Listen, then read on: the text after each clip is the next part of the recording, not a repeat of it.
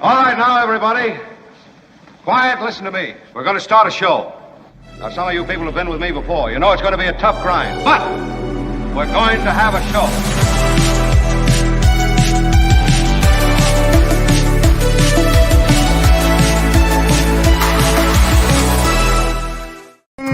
Greetings. Yeah, you saw him for a second. He is the master producer of this show. He's back. Our Albert. Albert, thank you. Albert, welcome home from your trip to Barcelona. How exciting. Barcelona with the Gaudi buildings everywhere, right? It's magnifico. Would you say it's magnifico, Albert, there in Barcelona? There's nothing like it. That's not There's never been anything like this. Yeah, thank you. It really is, and it's right there on the shore, right? There's water there by Barcelona's. The Barcelona beach is walking distance. Everything is walking distance. So, 40-minute walk. But it's not bad. You don't have anything to do. You're on vacation. There's the Gaudi. Look at that. Oh, beautiful. So beautiful. Yeah. Is it in the next 2 years? 2026 is. Yeah, it's not done yet. That's right. What is it? Sagrada de la Familia? Is that what it's called? Yeah, La Sagrada Familia. Yeah, Sagrada de la Familia. Very, very cool. Well, it's so good to have you back, Albert, and Kim is here too. Kim, how are you? And we have got quite the show. There is some more Gaudi stuff. Pictures from his vacation. I don't mind seeing some pictures of Barcelona as we get the show started. Kind of a warm up to what we have. You know, we are an international program, and one of the things that we can do is offer our listeners and viewers. Says, now where is that, Albert? What am I seeing right there? So you can go through Gaudi's work, and you can see how he's progressed over the years as a designer and an architect. And this was my favorite house, actually, and it was the first one. It came with free ice cream, so anytime there's free ice cream, Mark, it was very random, but I'll take it. Wow. It was great. I loved it. Yeah, that's really terrific. This was Casa Mila. Casa Mila. It's a tourist trap, honestly. It's beautiful, but there's just so many people. Yeah. Well, it's also summer. It's like the height, I think, of tourist season. But one of the things that's so great is that Albert has a second job that permits him to kind of see the world at discounted rates. Is that a fair way to put it? Of course. Discounted almost free. So so that's a great thing. Wow. And it was just Barcelona, or did you go to Madrid or someplace else, or just Barcelona? No, I'm saving that so I could go again. I want another excuse to go back, so we just did Barcelona this time around. That's great, man. That's great. Did you get a sense for how people feel about America these days, or you didn't really try to probably? No, I didn't see. I unfortunately only saw Lil Jon at the DNC today. I didn't see him overseas. I would have been infinitely more excited. I'm anxious to get into that. We will right away. I want to mention coming up at the bottom of this hour is the great Mo Kelly from iHeartRadio and KFI in Los Angeles. He is a great mind on politics, and he can give us some clean takes on what he thought were the breakout moments from a night that I think had many breakout moments. They kind of tightened up the night from night one, and they brought out the superstars of the party. I mean, it's still, you would have to say, Obama's party. And when you put Michelle Obama and Barack Obama on stage together, I mean, as a 1-2 punch, wow. Yeah. It's just undeniably spectacular. Brilliant orators, brilliant messengers, and the messages they had were distinctly different, I thought, in both cases from Michelle and Barack Obama. So we'll talk about that. I'm also anxious to get your impressions, those who are in the chat live, and I'm anxious to hear from those who are catching this show in replay, which is really the way most people take it in, and you can leave your comments, and I will relate them to the audience and respond to them if I can. Speaking of the Obamas, do you wonder if they practice together? You know, they're like, babe, here, what if I say this? What do you think?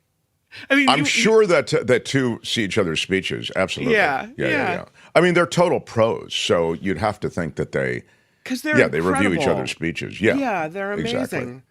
Exactly. So I'll get the Michelle and Barack Obama stuff going. Night 2. I'm just looking ahead. Also, we do have a pretty substantial Law and Disorder with famous people in it. And I will What? give you some environmental news. It's Wednesday, and it's the Planet Stupid. Belinda's off, but I will pick up the slack. This is a welcome back from Jim Slayton for Albert. Albert, thank you. Yeah. Big shout out to Jim Slayton, Big shout who is out. a big supporter of the show consistently. And This is my second straight day, Mark. My presence comes with some donations. I think the last time I was on the show was my birthday, I think. And then I come back. oh, that's right. You helped juice donations then. Yeah. Thank you. Thank you. Thank you, Jim. Friday Fabulous Albert. Welcome back. I think that's what that is, FFA. Fresh face, maybe fresh face. Oh, probably. fresh-faced Albert, of course. Because when we started on the radio, I would call Albert fresh-faced producer because he was a lot younger then. Now he's not as... He's still fresh. Still fresh. Not in my 20s anymore, though. I was. I thought we had a meeting and we decided to segue into just Albert, which is Albert, thank you. Which is where we are now. I do want to mention one important thing, and that is the meetup. The meetup is scheduled for the 29th. That's a week from tomorrow. It's our end of summer virtual meetup. If you've never been at one of these meetups before, they're fun. They can be substantive. We can talk politics. We talk about whatever. I mean, it's just a hangout. It's an AMA, Ask Me Anything. And you can join. There's still, I think I saw that there were 7 spots still open. Oh, wow. We limit it because we want to be able to visit with everybody. And if we get too many people involved, then, it just gets too crazy. But it's a simple Zoom link. We send it to you, and here's how you join. 2 glorious hours. Be part of it. The end of summer Zoom meetup. 6:30 p.m. Pacific time to 8:30 p.m. Pacific time. And again, the first 25 people lock spots. You sign up at PayPal with a $50 donation to the show. It's a fundraiser for the show, obviously. And after you make the donation, just note with your donation on PayPal, meetup. Then drop us an email. Say, hey, I did it. I'm in. RSVP to mtsmeetup@gmail.com. That's how you join us. I hope you will join us. It's a week from Thursday. Pat Thurston will be there. Nikki Maduro will be there. John Rothman will be there. All your old KGO bros. Then you'll have Jim Avila, the former lead correspondent, senior correspondent at ABC News. He'll talk politics, covered the White House under Obama for 10 years. I mean, Obama wasn't there for 10 years, but I think he was on the White House beat for 10 years. Josh Mankiewicz is going to stop through. Who else is going to stop through? A lot of people, Spencer Christian, Jefferson Graham, a lot of our regulars will be through as well. So hope you will be part of it. Again, it is a week from Thursday, 2 glorious hours to luxuriate from wherever you are in the world. We want to see you. So jump on and be part of things. So, The Mark Thompson Show. all right, Albert, what did I send you? I sent you a few things related to the DNC Night 2. I believe I'll take them in whatever order you give them to me. I have the Obamas, so whoever you want to start first. We can start let's there. let's get it on with Michelle was first, so we can go with Michelle first if you like. But whatever you have loaded. Here's a bit of her speech. Wonderfully magical is in the air, isn't it?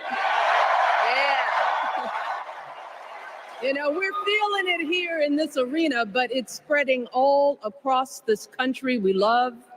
A familiar feeling that's been buried too deep for far too long.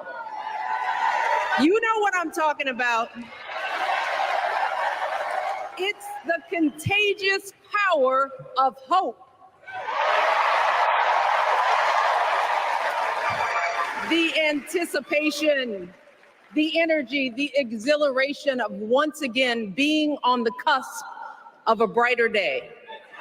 The chance to vanquish the demons of fear, division, and hate that have consumed us and continue pursuing the unfinished promise of this great nation, the dream that our parents and grandparents fought and died and sacrificed for. America, hope is making a comeback. That's a great chunk of, then you can go back to it. I think there's another chunk. But that was a great little chunk. I'd say that was a brilliant paragraph, so well crafted. It was positive. It was deliberately calling out hope, but it also specifically spoke to the negativity and the doom machine that is the GOP. Everything's awful. It's never been worse. I mean, problems, sure, but you've never heard the darkness and negativity that you hear on the GOP side. So what I loved about that little chunk was that she both kept it hopeful. I mean, there's a feeling in the air, hope, possibility, potential, and she did it, I thought, with brilliant words, but also called out the negativity. So go ahead, Albert. Continue that if you would, please. Harris is more than ready for this moment. She is one of the most qualified people ever to seek the office of the presidency. And she is one of the most dignified. A tribute to her mother, to my mother, and to your mother too. The embodiment of the stories we tell ourselves about this country. Her story is your story. It's my story. It's the story of the vast majority of Americans trying to build a better life. Yeah, that's great, and I like that. Oh, maybe there's more too. Sorry about that. We can continue, but I like that, and this is a good thing to underscore at this moment. The women became key, and maybe this is the implied key that women have with Kamala Harris top of ticket. Women have issues that are so very contemporary and issues, honestly, that I think many women, and certainly those who care about women in this country, never thought we'd have to confront. I mean, I just never thought that Roe would actually be overturned, and neither did anybody else. I mean, the only people who did were Federalist Society and right-wing, alt-right Christian fascists and nationalists who made it part of their plan. And to their credit, to their evil credit, they sowed the seeds of that at high schools, at colleges, at institutions of greater learning, through money, through organizing, at legislatures across the country. And of course, ultimately, the prize is the Supreme Court, which they got. And Leonard Leo, who is truly the Death Star captain, Leonard Leo, who runs the Federalist Society, he's the Knights of Malta, true Christian theocrat. He has instituted so many of these plans. And of course, he was gifted $1.6 billion within the last couple of years. So they are soaking all of these institutions to which I've referred with a lot of money. And they've been able to change the course of this country as far as women are concerned in the short term. And maybe as far as all of us are concerned in the longer term. So anyway, I like the fact that she mentioned women in her speech more than once, but I think women deserve to be a centerpiece of a lot of speeches. You had something, Kim? I liked it when she said hope is making a comeback. It just that I think I texted you that last night. That was the line that stood out. But she also said somebody told Donald Trump in reference to the presidency, this is one of those black jobs. I thought that was pretty funny. That of course was that was the breakout line. Yeah. I see you, Paolo, and I will hit you with a response here in a moment. Does that continue, Albert, or not? I don't recall. It dipped in and out of the speech. If you want to move on to the next one, feel free. Give me a little bit more of Michelle Obama, and then we'll move on to Barack Obama and the rest That of it. most of us will never be afforded the grace of failing forward. We will never benefit from the affirmative action of generational wealth. Stop right there. That is a brilliant line. That is an absolutely brilliant line. That is directed toward the billionaire class, of which Donald Trump is one. And it's a way of saying, the real affirmative action, it's the way that you've inherited generation to generation wealth that continues to build on itself. That is the true affirmative action, that you continue to hold onto your wealth generationally through the tax system that we have set up that will always protect you. It was a brilliant line, and it claps back essentially at the affirmative action slapdown that you hear on the GOP side. Continue, please, Albert, if it goes on.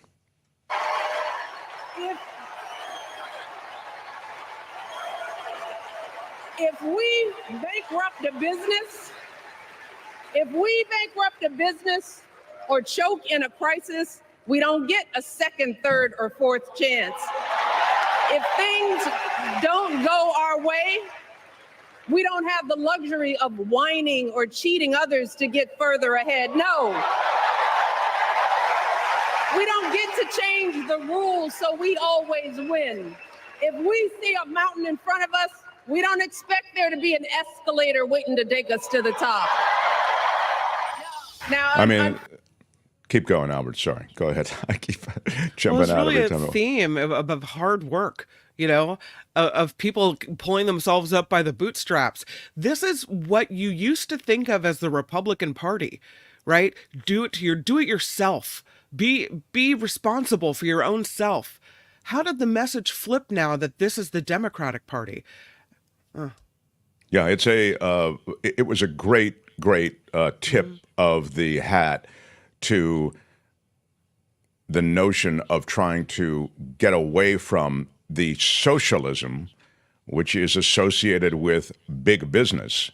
We've socialized their losses, right? We bail them out. That's what she's talking about. We have a business, we don't get bailed out. They have a business, they get bailed out. The American taxpayer bails out big business and industry. And she's saying small business people don't get that. I really liked the way she pointed to the schism between those who have the wealthy class and those who are trying to get a piece of the American dream. I really felt that was an important substantive thing. Obviously, she's a great orator. She has a great message, and she delivers it so well. But it's that having a great message part that I thought was so good. Continue, please, Albert. we know what comes next. We know folks are going to do everything they can to distort her truth. My husband and I sadly know a little something about this. For years, Donald Trump did everything in his power to try to make people fear us. See, his limited, narrow view of the world made him feel threatened by the existence of two hardworking, highly educated, successful people who happen to be Black. I want to know, who's going to tell him that the job he's currently seeking might just be one of those Black jobs? Yeah, that's just too good. That's just too good. I mean, that's just too good. So I thought she was great. She came with the goods, and she delivered the goods so effectively. Looking on, first of all, schism or chasm, says Craig. I think either would be acceptable. Schism is a division, I suppose, and chasm is a gap. So it's whatever you want it to be. I think I used the word schism appropriately, but, The lady Beatrice with a $5 super chat. Send us a super chat and we will respond to your chat. That's how it works. How much do you want to bet that Harrison Butler saw that wonderful pro-lady rhetoric and scoffed? Big shout out. Yeah, the lady Beatrice. That's right. Harrison Butler, again, is the place kicker for the Chiefs. Isn't that right, Albert? Isn't that commish? I believe that's correct. Yes, a very good football player. I don't know about his opinions. Yeah, not a great political thinker. Yeah. And then I did get some static from a Republican who, we have nothing against Republicans on the show.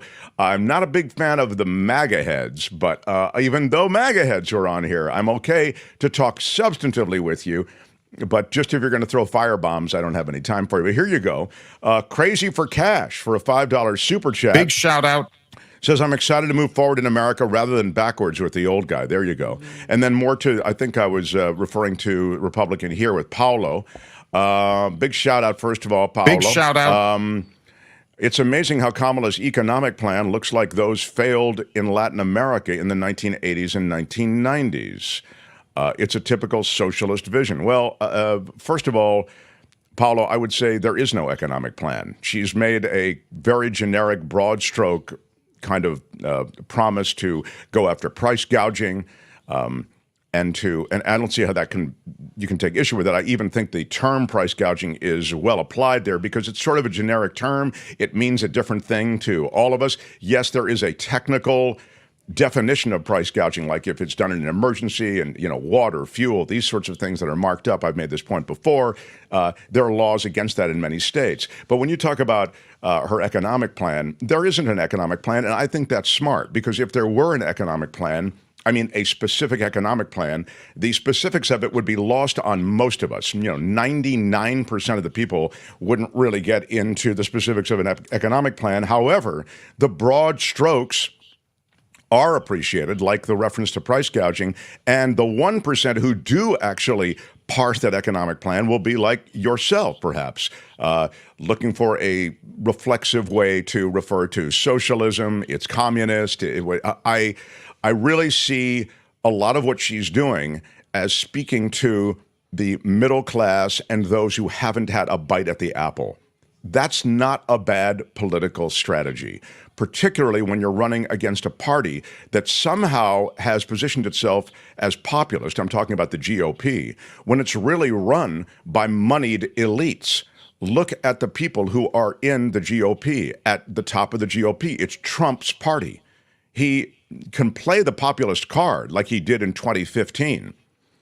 It doesn't play in this game anymore because he's sort of been exposed as someone who just handed out big tax cuts for the wealthiest Americans. And then you look at those that he surrounded himself with, and it's all the moneyed aristocracy of America. He's even made deals, at least potentially, right, in speeches with big oil. You give me the money, I will give you the executive order. I will let you lease and drill wherever you want. He's made these promises openly. He applauded Elon Musk for dumping those that were beginning to talk union at the Tesla plant, 7,000 workers. So when we talk about messaging, you can see how perhaps on the GOP side, now obviously the MAGA devotees, the devoted people are out there with T-shirts and merch, etc. For them, I think there's almost a fun show part of this, and they're angry. And there may be, I think, an undercurrent of racism. Maybe it's an overcurrent of racism. But there's definitely a sense of being disenfranchised that somehow the MAGA world has locked into. But the reality is that disenfranchisement would continue under Donald Trump. And you would only find that gap between those that have and those that do not have. You just would have it, I think, accentuated by any kind of Trump administration. Anyway, to the point that you made, there just isn't an economic policy that you can suggest is socialist or whatever. If you're saying that people can apply for government assistance of one sort or another, that's not socialism, dude. There are a bunch of programs in this country that already quack like that. So if you really want to talk about socialism and communism, you have to talk about government takeover of major things. If the government was to take over the oil industry or take over certain oil industries or businesses like the banks, etc., that's socialism and communism. Otherwise, we've perverted what socialism. Every time there's a government program that helps somebody out, it's socialist. Come on, we can do better than that. So, the choice is pretty stark this political season. Now, what other clips do I have from last night, Albert? I have Barack Obama. Yes, I have Barack Obama ready for the next one. Good. Let's. I have Mo coming at bottom of the hour, but let's see. I was going to play him some of this, but let's see Barack Obama, and we can. There's plenty to share from last night. It is good to be home, and I don't know about you, but I'm feeling fired up.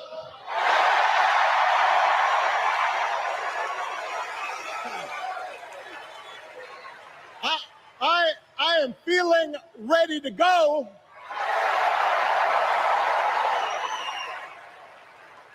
Even if I am the only person stupid enough to speak after Michelle Obama. That was a great line too, of course. I am feeling hopeful because this convention has always been pretty good to kids with funny names who believe in a country where anything is possible. Now, the torch has been passed. Now it is up to all of us to fight for the America we believe in. And make no mistake, it will be a fight. For all the incredible energy we've been able to generate over the last few weeks, for all the rallies and the memes, this will still be a tight race in a closely divided country. And as we gather here tonight, the people who will decide this election are asking a very simple question. Who will fight for me? Who's thinking about my future, about my children's future, about our future together? One thing is for certain, Donald Trump is not losing sleep over that question.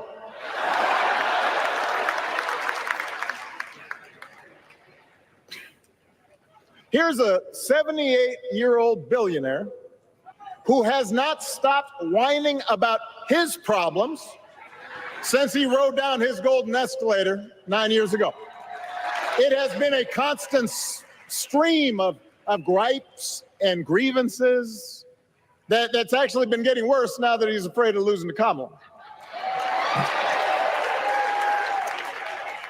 There's the childish nicknames, the crazy conspiracy theories, this weird obsession with crowd sizes.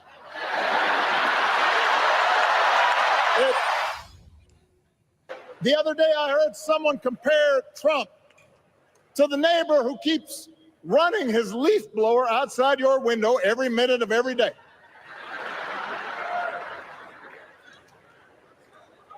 Now, from a neighbor, that's exhausting. From a president, it's just dangerous. The truth is, Donald Trump sees power as nothing more than it means to his ends. He wants the middle class to pay the price for another huge tax cut that would mostly help him and his rich friends. He doesn't seem to care if more women lose their reproductive freedom since... Ready to upgrade your Windows? Oh, Albert. Skip the ad and let's hear the rest of that. It won't affect his life. And most of all, Donald Trump wants us to think that this country is hopelessly divided between us and them, between the real Americans, who of course support him, and the outsiders who don't. And he wants you to think that you'll be richer and safer if you will just give him the power to put those other people back in their place. It is one of the oldest tricks in politics from a guy whose act has, let's face it, gotten pretty stale. We do not need 4 more years of bluster and bumbling and chaos. We have seen that movie before, and we all know that the sequel is usually worse. Kamala Harris go ahead. won't be focused Stay with it. on her problems. She'll be focused on yours. As president, she won't just cater to her own supporters and punish those who refuse to kiss the ring or bend the knee. She'll work on behalf of every American. That's who Kamala is. So Mika, yeah, there you go. That's kind of a mashup. I really liked it of the Obama highlights. It was obviously an extremely strong speech from both of them, but he hit all the tones there, and he even threw some shade, as the kids say, at Trump in a big way that landed, I thought. I mean, really, he made points about Trump that were accurate and were also biting. Mo Kelly is here. Just want to let you know, Mark. Oh, thanks. Okay, I want to get right to Mo. Before I do, I wanted to just give, and Mo can, well, let's bring Mo on, and then what I'll do is I have a couple more clips, I think, from last night, but I did want to bring this guy on. He's so generous with his time. If you're in the evening kind of listening, and you want to listen to Mo live, you can on KFI in Los Angeles and across the iHeartRadio app, of course, and also his podcast on iHeartRadio. In other words, his radio show is podcasted. Brilliant mind on politics and on culture, and I would say on a lot going on in Southern California, to our Southern California listeners. He's so terrific to be with us today. How about it for Mo Kelly, everybody? Mark, great Mo, to see you, thank you again. Yeah, I want to run this clip. Albert, what I'm thinking of before I get Mo's drill down on some of what we heard last night, I wanted to get the clip that was kind of a wrap of everything. You see the DJ. I love that they started with a DJ I mean, this is just genius on the part of the Democrats. They're obviously the big tent party, but you really felt the tent last night. So I can't play the music, Mo, because I'll be demonetized. But what a great idea, don't you think? I mean, they took what is really a boring process and they made it exciting.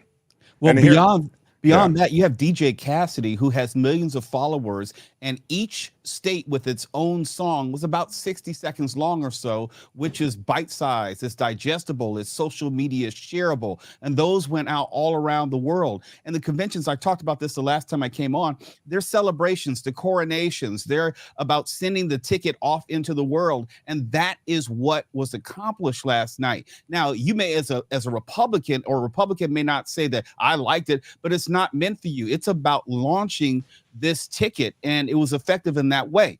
Now we have to look for the data to support it. We'll look at voter registrations. We will look at the viewership numbers. The viewership numbers for night one was higher than the first 3 nights of the RNC. Use that as a comparative point.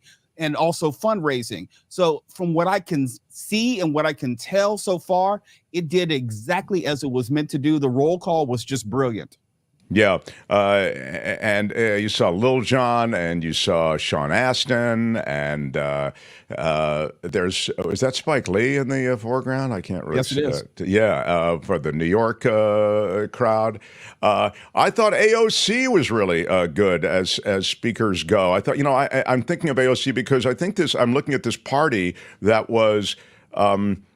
The breadth of the Democratic Party is so expansive, Mo, and I think of the progressive wing, which AOC reflects, and also the more mainstream wing, which is sort of the Biden Democrats, I'd suggest. And somehow they got them all to walk in lockstep.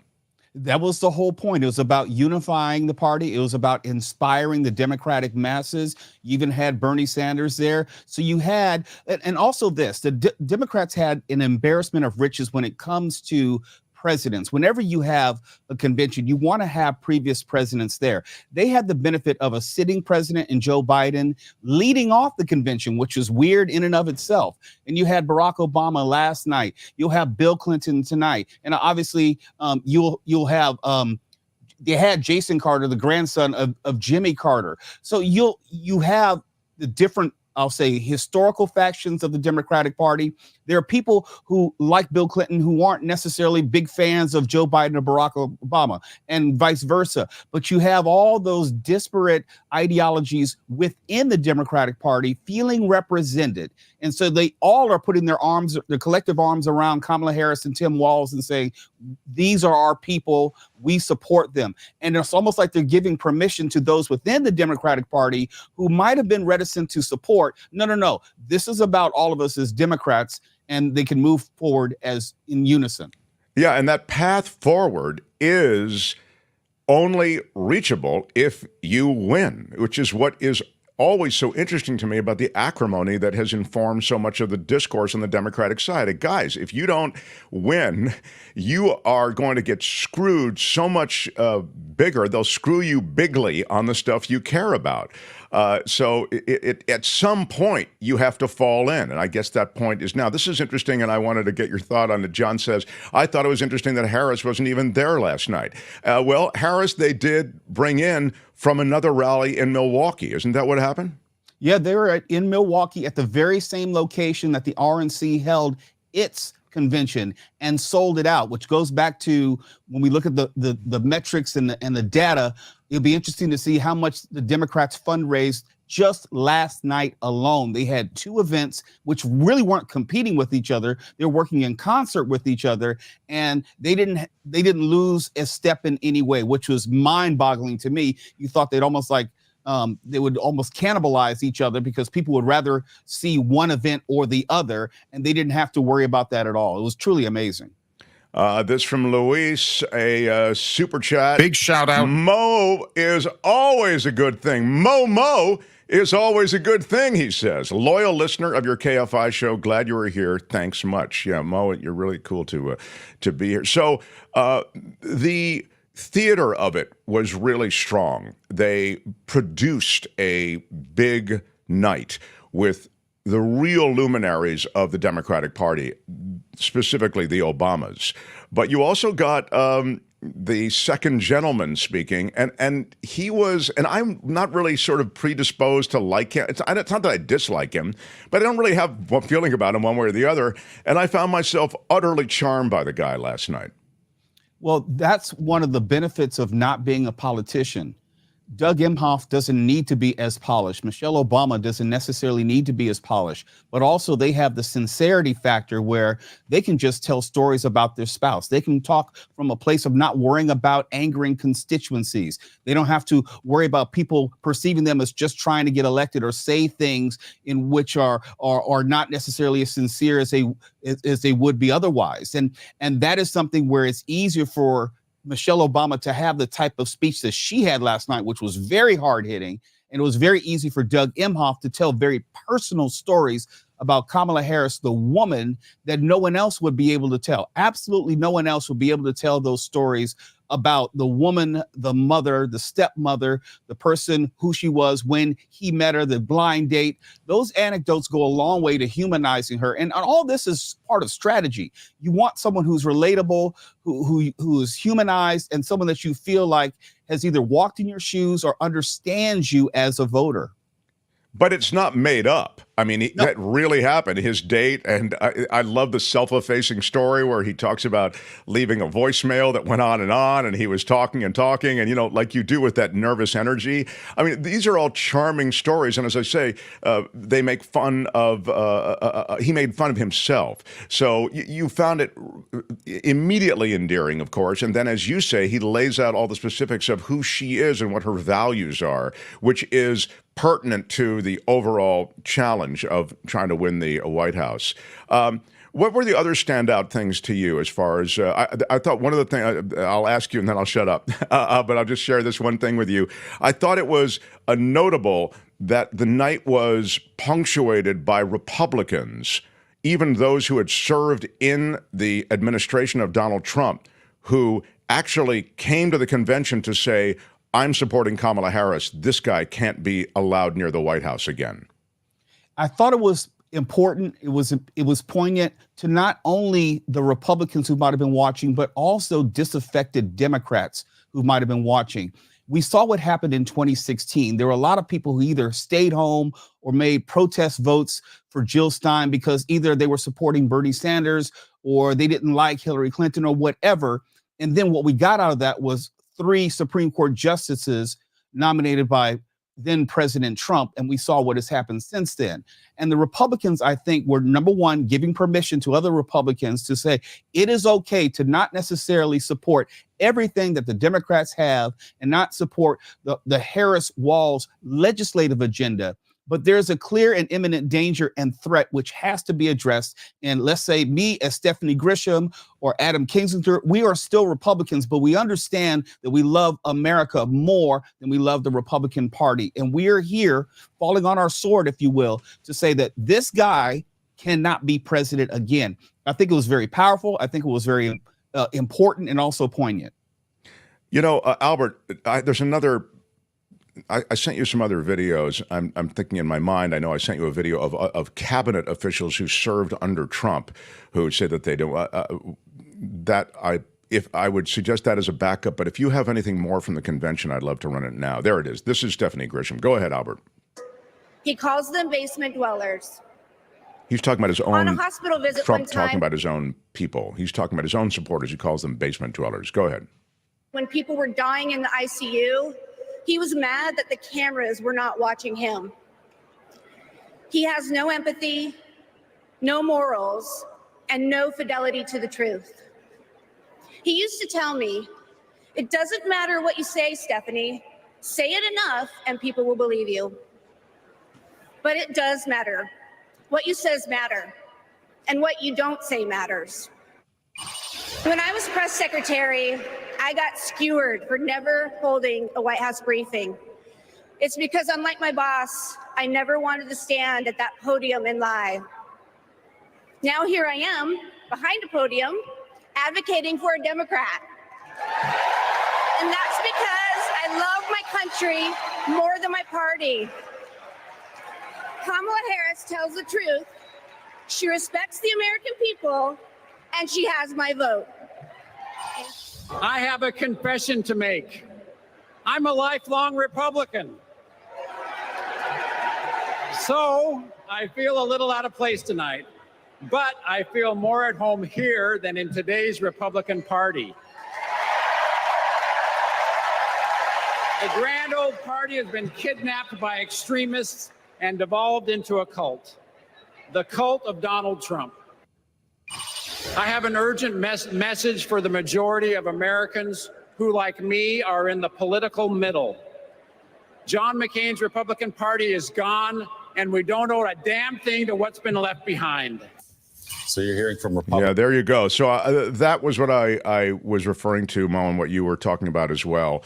This is a phenomenon, and you can tell me that I haven't seen or don't recall seeing at prior conventions. This kind of the appearance in sort of more than just one or two. These aren't just one-offs. This is a crew of people who are coming from the other side of the aisle to show up and go, hey, I worked for him, or I supported him, or I'm a mayor with an affiliation to his party, and I want no part of Donald Trump. I don't remember this ever happening before. No, not to this degree. I know there were some Republicans, like maybe Susan Eisenhower during 2008, who came forward and spoke at the convention in support of Barack Obama. But these are people who are directly tied, for the most part, directly tied to either the Republican Party presently or Donald Trump very recently.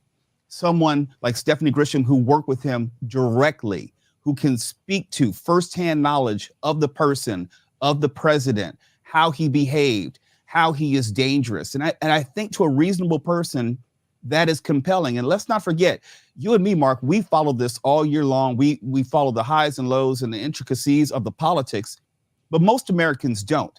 And so they may be just tuning in for the first time and just really learning the name of Stephanie Grisham and her truth for the first time.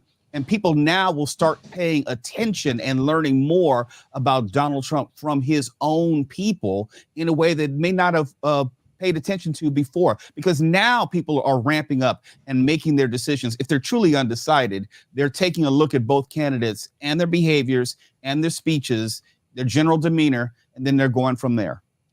How do you decode the undecideds, Mo? Do you think those are people who are just basically trying to decide whether or not to vote? That's kind of where I sit. Because if you really can't decide between Trump and Harris, I mean, are you kidding me? I mean, it's a day's drive between the two of them.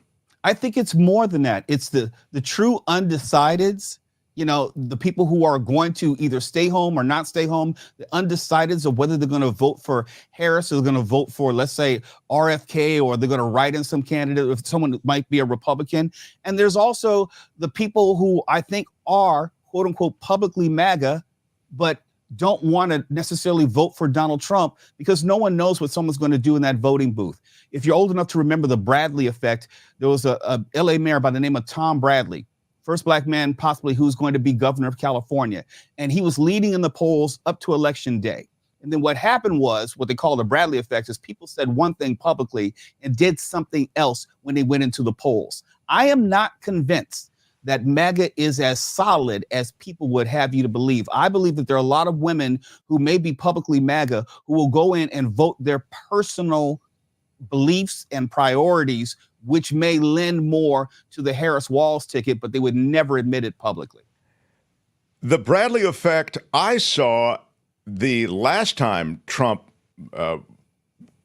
ran against Hillary Clinton in 2015, 2016, I saw that effect as essentially not reflecting those who secretly would vote for Trump, that didn't want to admit they were going to vote for Trump. Right. It's funny that you see it now as sort of the other way, and that may be a fair way to see it, having sort of lived through the Trumpification of America during an actual Trump term. Yeah, he's not abstract anymore. You know exactly what he is. And to vote for him is to endorse exactly what he plans to do, what he has done. And I think in 2016, it was very different. Say what you will about the demonization of Hillary Clinton, whether that was fair. Say what you will about the emails, whether that was a real story or not. People were voting against Hillary Clinton and for the idea of someone other than Hillary Clinton. Now you can't claim ignorance with Donald Trump.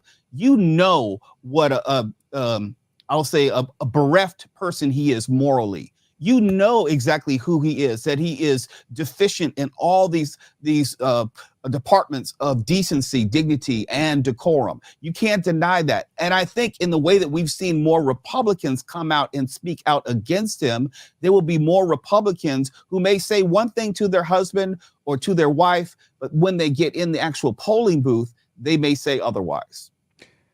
Strategically, from a political standpoint, one of the things I've maintained on this show, and it's not something that you'll hear very many places, is that Kamala Harris is facing this insistence that she sit down for an interview. And she's facing that from people who do interviews for a living, the media. Of course, they want their sit down with Kamala Harris. That's how they get their clicks, their eyeballs, their ears. I think she should shine them on. I think if it ain't broke, don't fix it. I mean, we haven't reached a tipping point, I don't think, where the public is demanding to hear from Kamala Harris in any sort of sit-down way. Now, you may on down the way want to do that, but I'd suggest to you, and I guess I'm asking whether or not you agree, I'd suggest to you, you can put this off. You can ride this wave. I mean, there is a considerable amount of momentum here. I don't see any reason to F with it.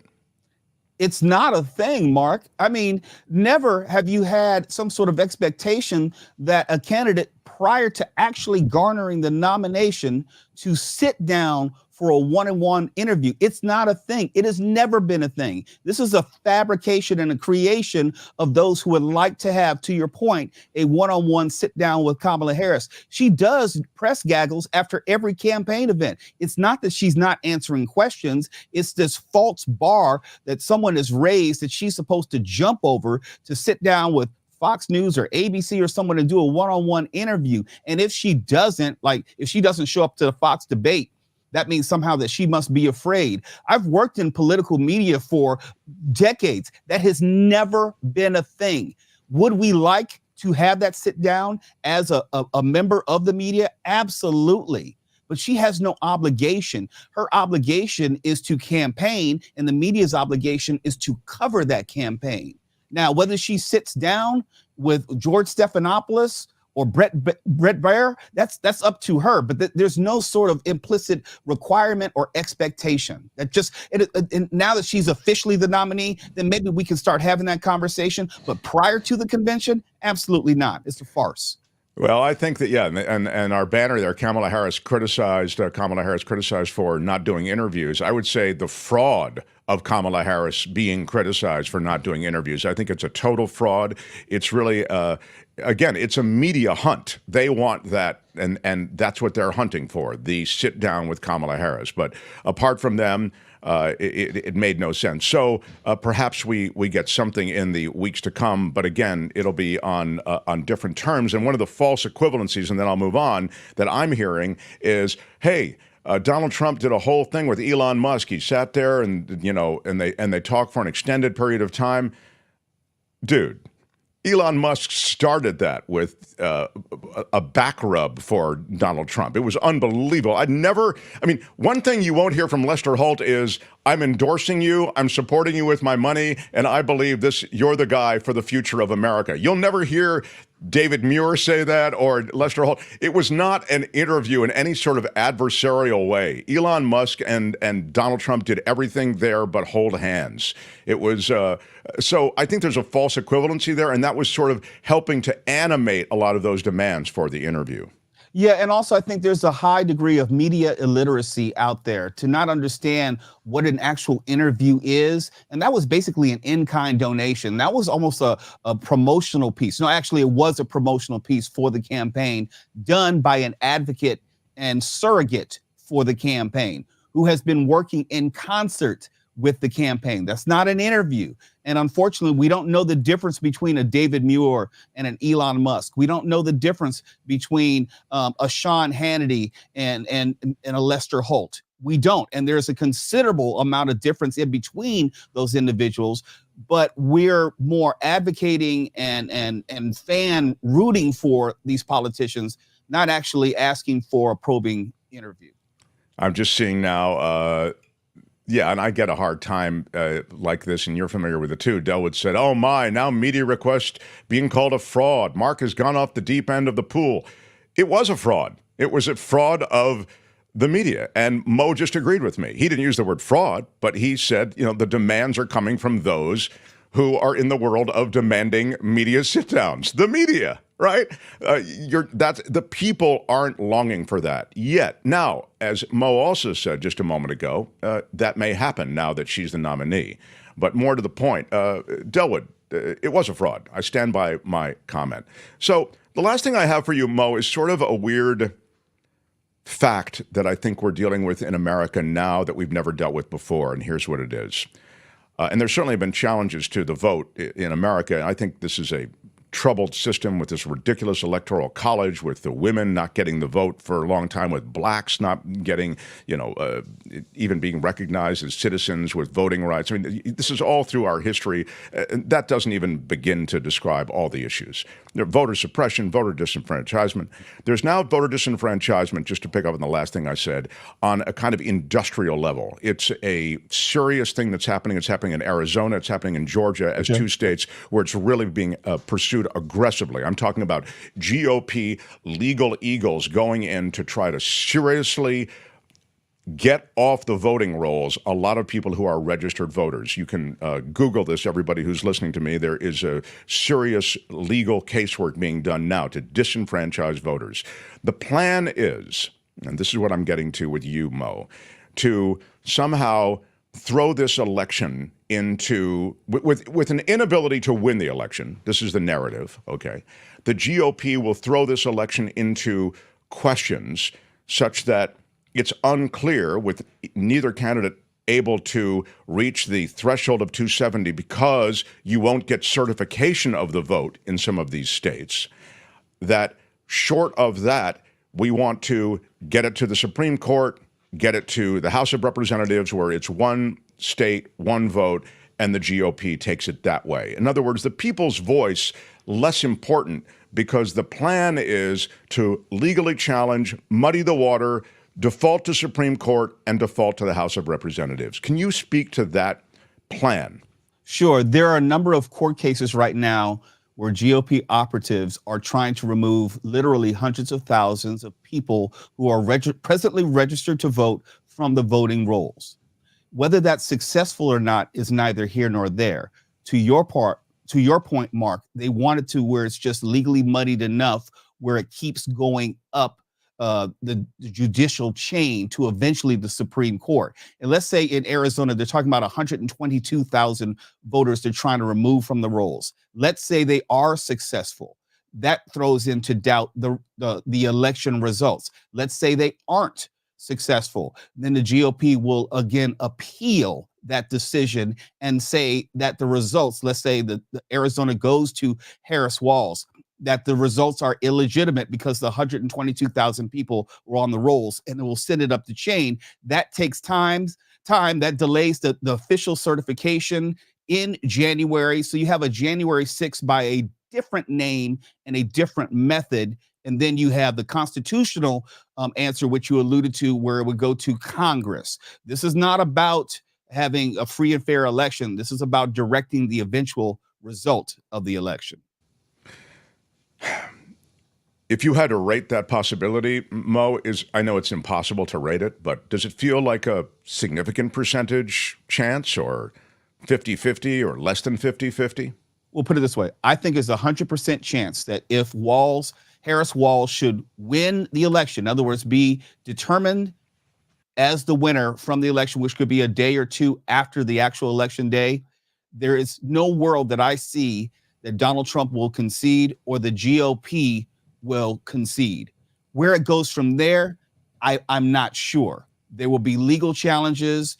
There will be all sorts of foolishness on the ground. I hope there's not another January 6th, but I just don't see a world in which this Donald Trump-led party, as he's the titular head of the Republican Party, will concede under any circumstances Harris Walz winning. I'll sign on to that. That's exactly right. So you can hear Mo Kelly on iHeartRadio. He's got a podcast there of his radio show, but if you want to listen to him live, just tune into KFI Radio in Los Angeles and tune into iHeartRadio, and you can hear him live that way also every evening. Mo Kelly, love that you spend time with this man. Have some mad respect for your takes, and I look forward to the next time. Thanks, Mo. Anytime, my friend. Anytime. So long. The Mark Thompson Show. It was great. I loved it. How would you handle this? We could try ignoring it, sir. Morning. You cannot say you love your country. Where are my weed smokers at? Stay at home and get baked. Albert has put up that end of summer Zoom meetup to remind you that we still have some seats available. 2 glorious hours. We guarantee both hours will be glorious. Albert will be there. He can field any questions you have for Albert. Albert, thank you. Kim will be there. You can ask Kim anything. Kim, how are you? And Tony will be there. You can ask Tony anything. Thanks, Tony. And I'll be there. And you, of course, can ask me anything, which is quite extraordinary because normally, as you know, I lead a cloistered, protected existence. Do you know who I am? Exactly. I'm kind of a big deal. Right. So special guests will include talk show host Pat Thurston, John Rothman, Spencer Christian, America's weather guy, David to Dateline NBC's Josh Mankiewicz, Jim Avila from ABC News. August 29th, it's a week from tomorrow, a week from Thursday, August 29th, 6:30 p.m. to 8:30 p.m. Again, 2 glorious hours in the Pacific Standard Time Zone, those times, 6:30 to 8:30. Sign up at our PayPal site. There are click-throughs to PayPal under all our videos and also at our main site, but you just pop in a $50 donation, lock yourself up a spot. Please note Meetup with your donation, and then drop us an email at mtsmeetup@gmail.com and say, hey, I was in PayPal, did the 50, lock my spot, and we will.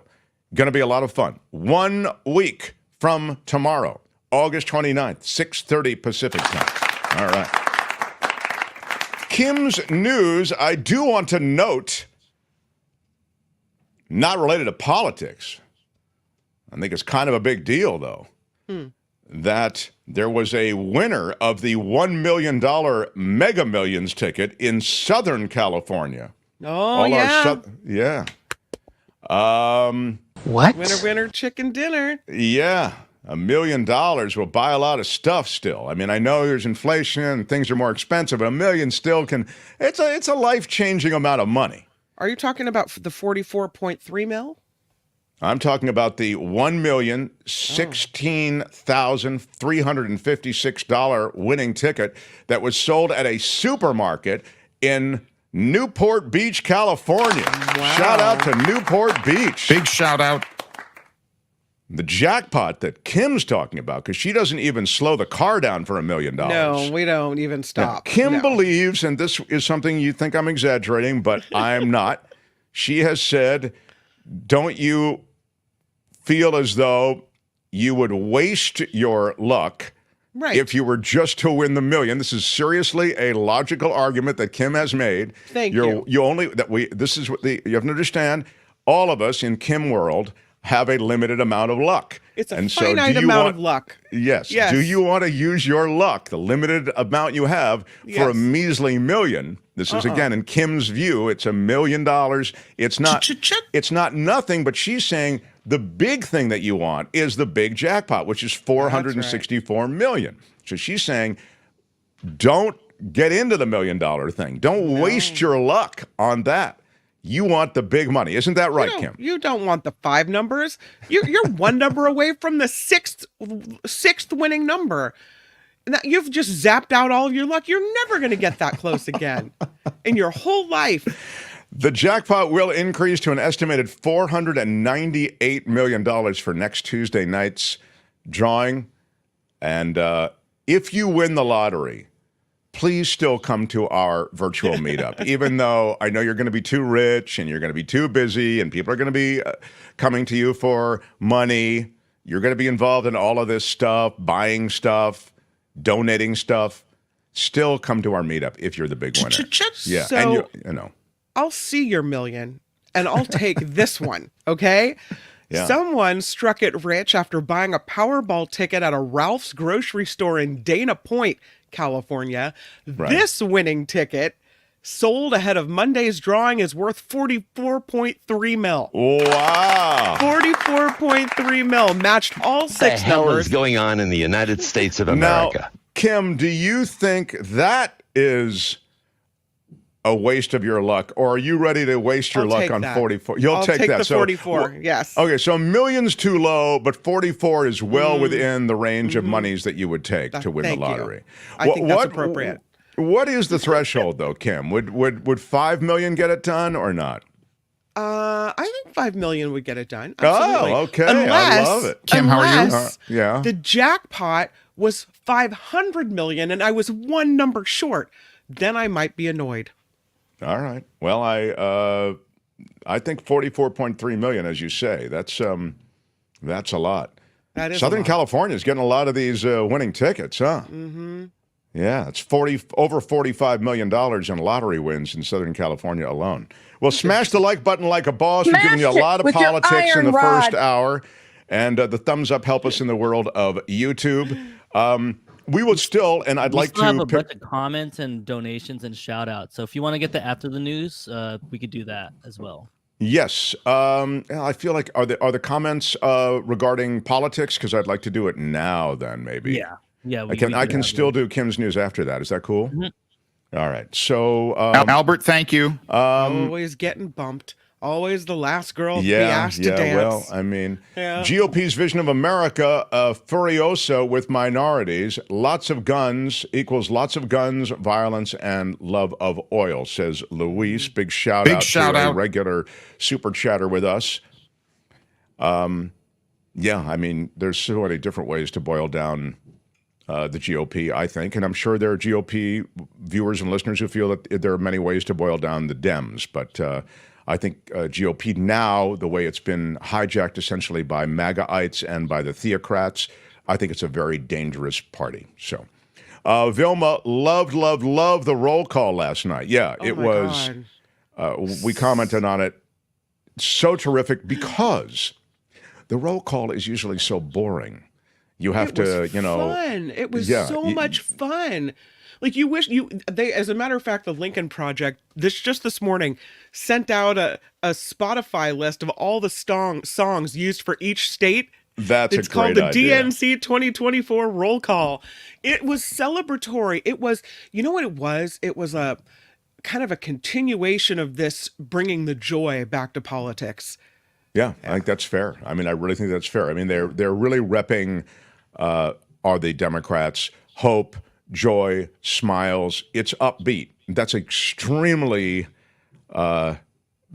it's a stark contrast to the GOP, which is it's dark and let's take it back, and you know, America's heading the wrong way. Sausalito Steve, how about it? Great time for positivity. Thank you for the $15 super chat. Shout out to Sausalito Steve, who I haven't seen here in a little while. And you're right. It is a great time for positivity. And thank you so much. Thank you so much. Noticing that. And this is our new friend, Paolo. Mark, socialism, I suppose you mean, starts by endorsing these ideas. Oh, meaning government programs that help out with things? I don't see it that way. I mean, again, I gave you, Paolo, the reality on socialism, and if you really want to talk about socialism, you have to talk about government efforts to take over industry, to take over entire parts of the economy. There have not been those efforts. I suggest to you that we're just nowhere near socialism. I mean, never will be. I mean, this country is just not. Now, when you look at any government handout as socialist, I just don't think you're seeing government in the right way. Government exists to help the populace through many different avenues, and small businesses among those things. When we say the populace, the reality is the Small Business Administration, small business loans, all of these things that go on through government are government programs. Are they socialist? No, they're not. It's simply that which competent government can do. I mean, really what you want is competent leadership in government. That's what you did not have under Donald Trump. You want competence and you want vision. I do believe the Democrats have that. They are going to need the other chambers, though. If they don't have the House and Senate, there's really not much that can be done, although obviously we're governing increasingly through executive order because of the way that sand has been thrown in the gears of the legislative arms of government. B.A. Ware says... Thank you so much. Thank you so much to B.A. Ware. A response to Paolo. Why didn't the New Deal turn the U.S. into a socialist state in 1932, if what you say is true? Exactly. I mean, it's not as though any government program necessarily is a slippery slope to socialism. I mean, Social Security is something that, is considered the third rail of politics for a reason. People like it. People want it. Through the Social Security program, there are a number of different ways in which people are supported. Those are not socialist programs. They're just not. I mean, unless you look at the way we prop up industry in this country and big business, if you look at that as socialist, then we can broaden our definition of socialism. But we help out industry and business in this country more than we help out the people of this country. So I have no problem with extending a hand to the people. What else, Albert? Trump needs to win because if he doesn't, he goes to jail. The election is not about us and his view. It's about his freedom to stay out of jail. That's from Vilma, and she's 100% right, which is why he will not concede. He has a vested interest personally in seeing to it that the election is at least confused enough that he might be able to steal it or get it through all of the different ways that Mo and I were speaking of, which is through the Supreme Court and then the House of Representatives. But Vilma is 100% right. They want to put him in, well, he's facing serious charges, And I've never seen anything like it. Yeah, well, it's true. It's they want to send you to the big house for legit reasons. They want to put me in prison, me. That's right. Have you ever noticed nothing ever changes whether either party gets elected? They just get richer and you stay struggling, says Chris. Well, of course, Chris, predictably, that's not right. Things most certainly change. Let's start with the Supreme Court. Let's start and end at the Supreme Court, just because Kim's News is waiting.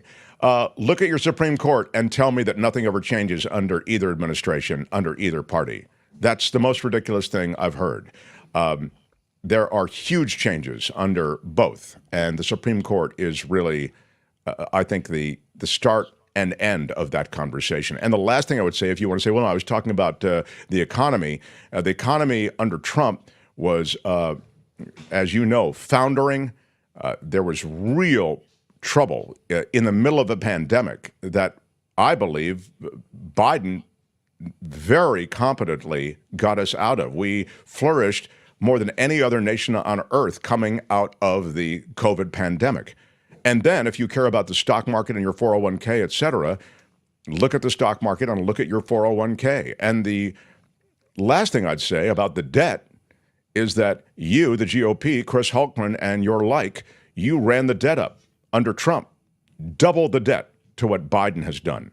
So you can say what nothing changes, it's just wrong. And it's the kind of cynicism that I think leads to big mistakes in this country, and it leads to people not voting or becoming involved because you go, oh, it doesn't matter. They're all corrupt. All politicians lie. Nothing changes. That's just not true. So you should become involved because there are ways you can make changes. And for Kim and Tony. Aww. Now, Tony's not even here today. Thanks, Tony. And he gets a shout out from Mars and $5 for Kim. Kim, how are you? Very, very cool, Mars. Thank you. We are a crowd-funded show, so we like to make a big deal when members of the crowd give us a donation. And of course, a donation. And when it's a super chat, I'll always read your comment on the air, Really unless nice, it's profane or something. We've never had that happen, but no. Oh, no. One never knows. Would you just now that throw I've said down it, I'm sure, a challenge? Now that I've said it, I'm sure it'll happen. Kim's News, and we this place continue. is fun. Yeah, law and disorder and more as we continue. Mark Thompson Show. The Mark Thompson Show.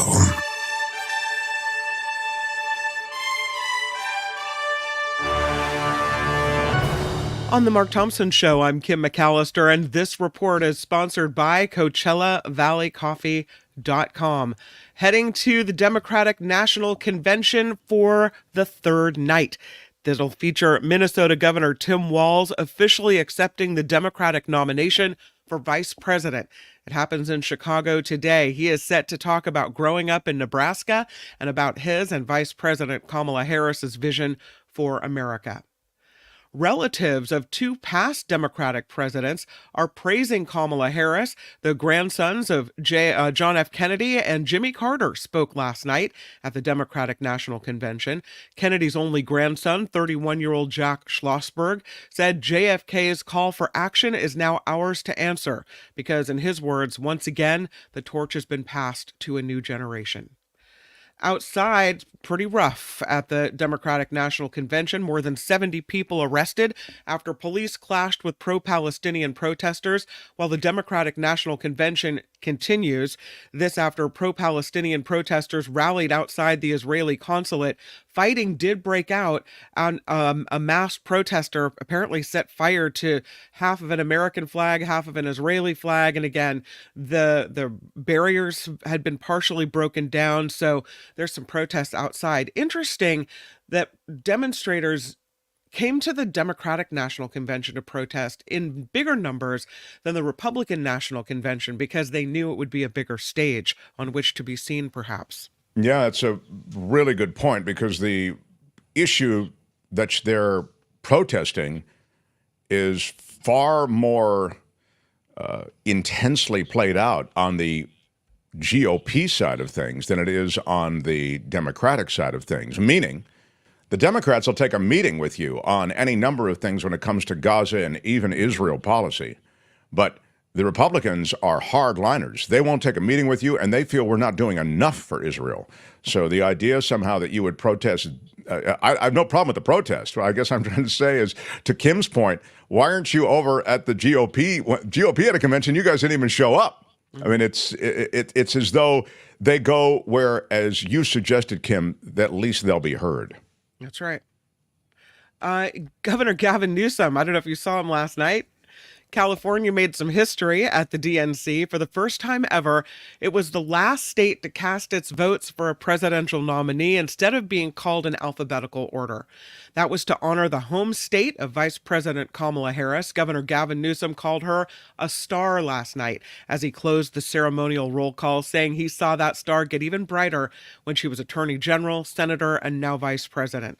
Harris is expected to accept the party's nomination tomorrow, Thursday, after her running mate does the same today.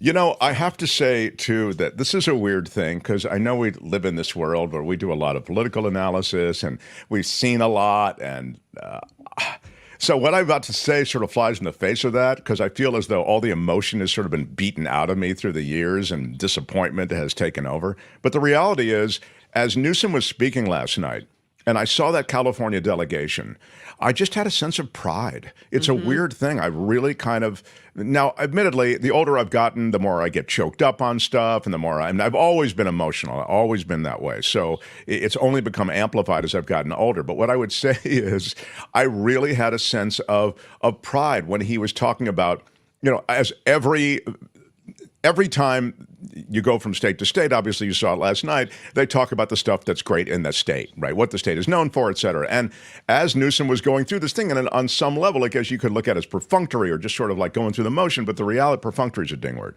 But the reality is it hit me, man. I was really proud to be a Californian, and I think we should all be proud to be Californians. And that's what I'm saying. And thank you for your vote, everybody. Thank you. All right. Yeah. In the city of Richmond. Oh, before I get to that, I wanted to allow me, please, to get to this. We knew this was coming, didn't we? Oh, this is an insane story, man. Absolute insanity. Donald Trump says he would certainly be open to Robert F. Kennedy Jr. playing a role in his administration if the independent candidate drops out of the 2024 race and endorses Trump. Trump said this: "I like him. I respect him. He's a brilliant guy. He's a very smart guy. I've known him for a very long time.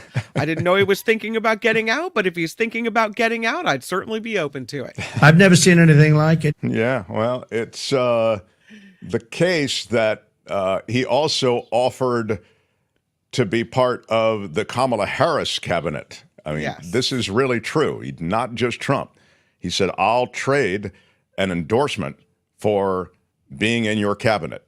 It was an offer to both of them, which to me is inexplicable. How do you possibly balance? The two candidates are nothing like each other. I don't get it. I was having lunch with people.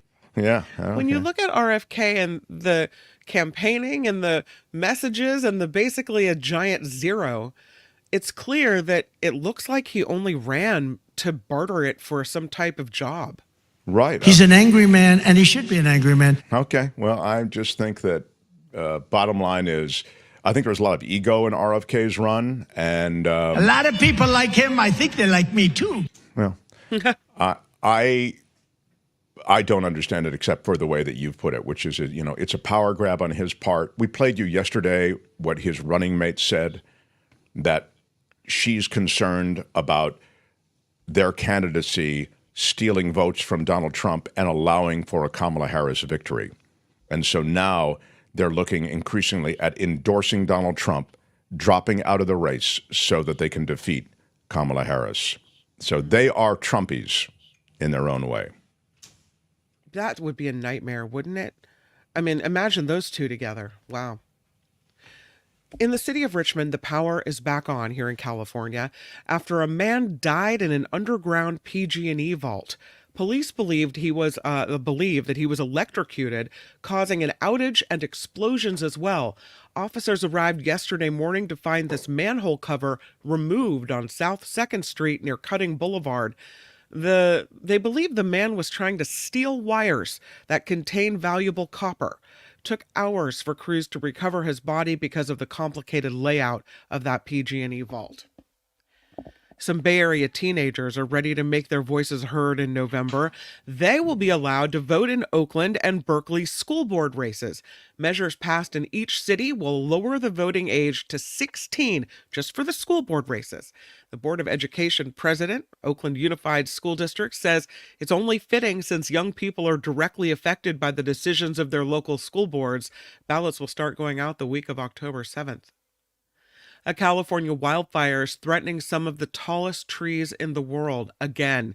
Sparked by lightning 2.5 weeks ago in Tulare County, at first the flames moved slowly through the Sequoia National Park, holding steady at under 250 acres. But that fire picked up speed. It now tops 1,500 acres. Officials say it's burning giant sequoias on the southern edge and putting even more at risk along the fire's western flank. One road and 2 trails are closed as well. No Gaza ceasefire agreement has been finalized as Secretary of State Antony Blinken leaves the Middle East. Blinken has been meeting with negotiators in Qatar on a proposal that would bring Israel and Hamas closer to an agreement. Before leaving Qatar yesterday, Blinken told reporters the deal needs to get done in the days ahead. He said he will do everything possible to get it across the finish line. California helping students learn how to handle their money. Every high school will be mandated now to offer a personal finance class starting in 2027. That's thanks to a bill sponsored by State Superintendent of Education here in California, Tony Thurmond, that was signed into law.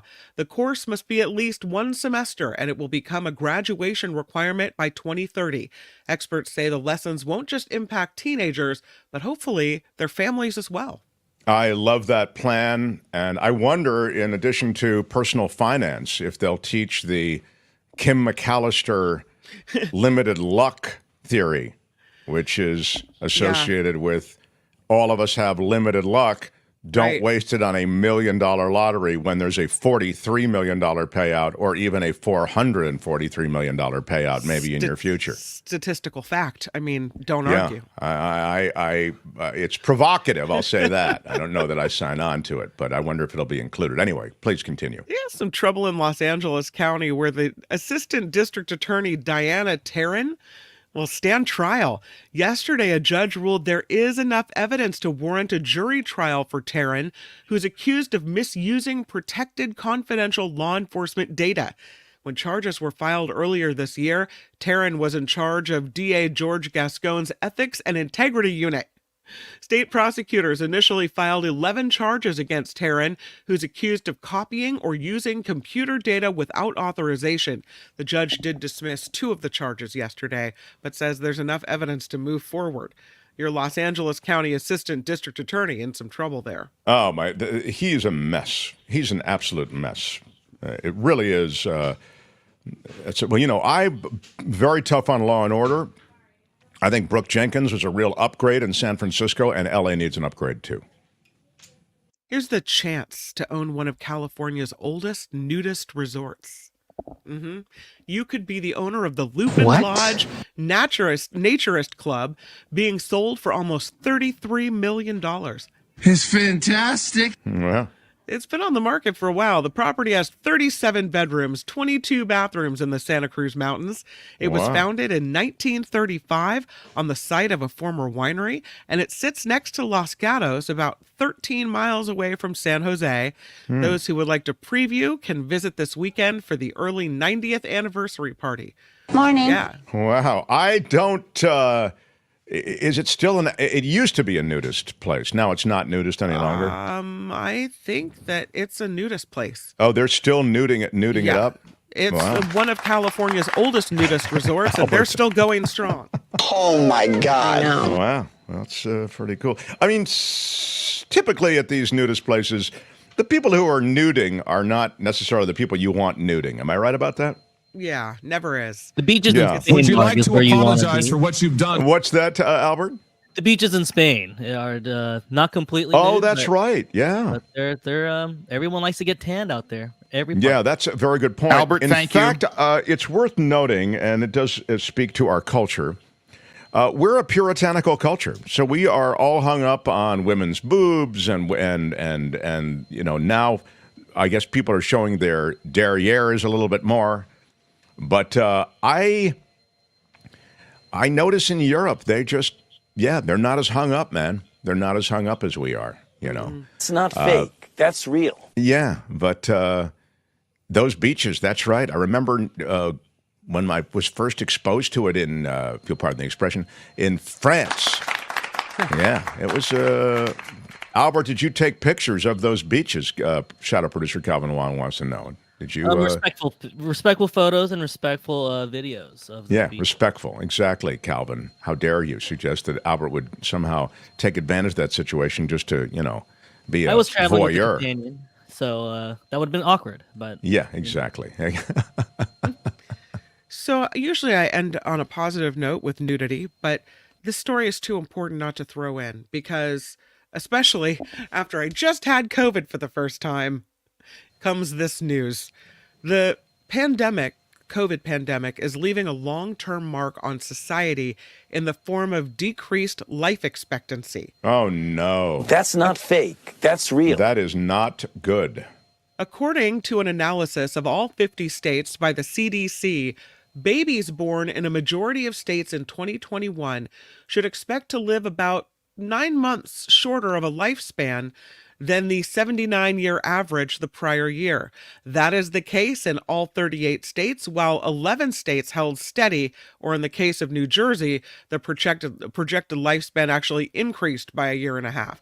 So they're saying they're looking at the average of lifespans and, likely factoring in all the deaths that happened, and now we have a decreased lifespan because of COVID. Wow. Yeah. This is not good news. I don't know what to say, except we've gotten COVID twice here. Well, then you're really going to die soon. You do not know what you are talking I about. hope you don't know what you're talking about. Yeah.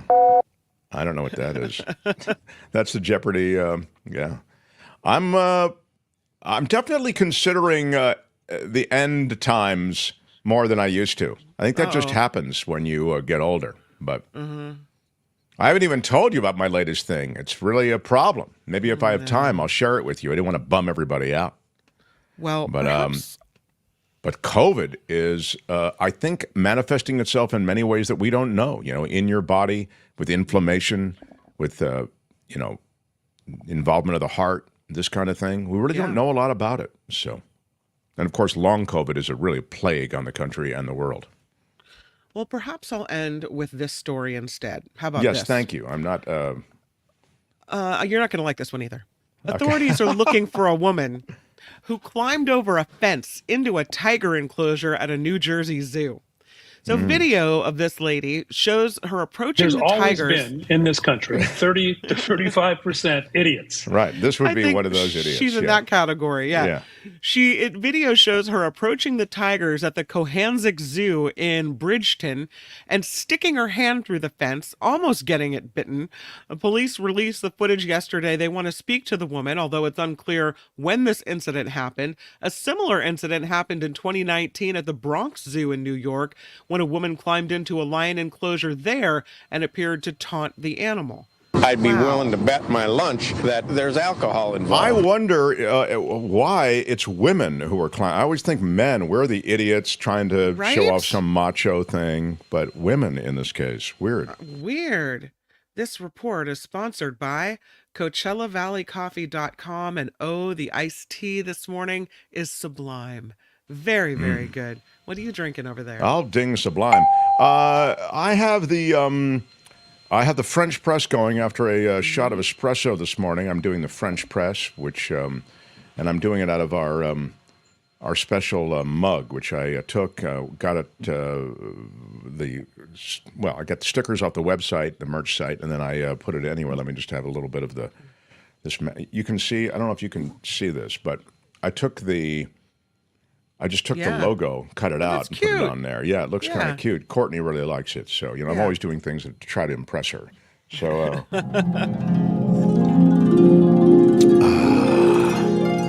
so delicious, so rich, so magnificent. CoachellaValleyCoffee.com.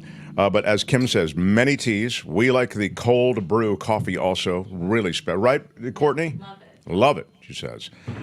Do use the discount code, though, because it's a high-end, well, look, everything is fresh crop. It's not like discounted beans. You'll see discounted beans on the internet if you're a coffee consumer. I can get these beans here, but yeah, of course, because they've been sitting around forever.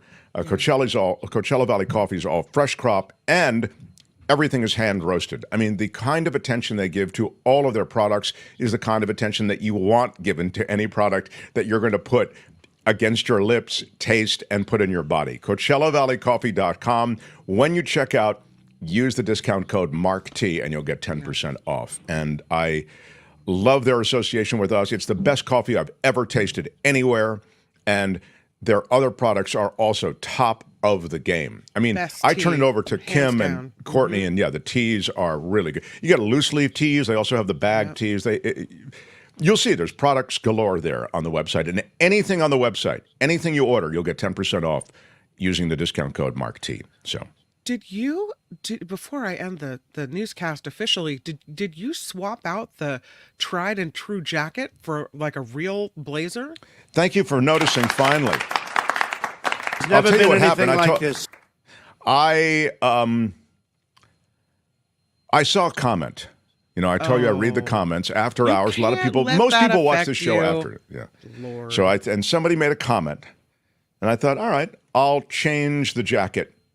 So, I mean, I have a lot. You know, I used to be on television every single night, so I have tons of blazers and jackets and suits and stuff, but I really don't want to dress up anymore. That's one of the virtues of not being, you know, a slave to that any longer. Yeah. But I have 400 neckties and white shirts and all the rest. So anyway, a lot of that's been donated now. I've donated most of it.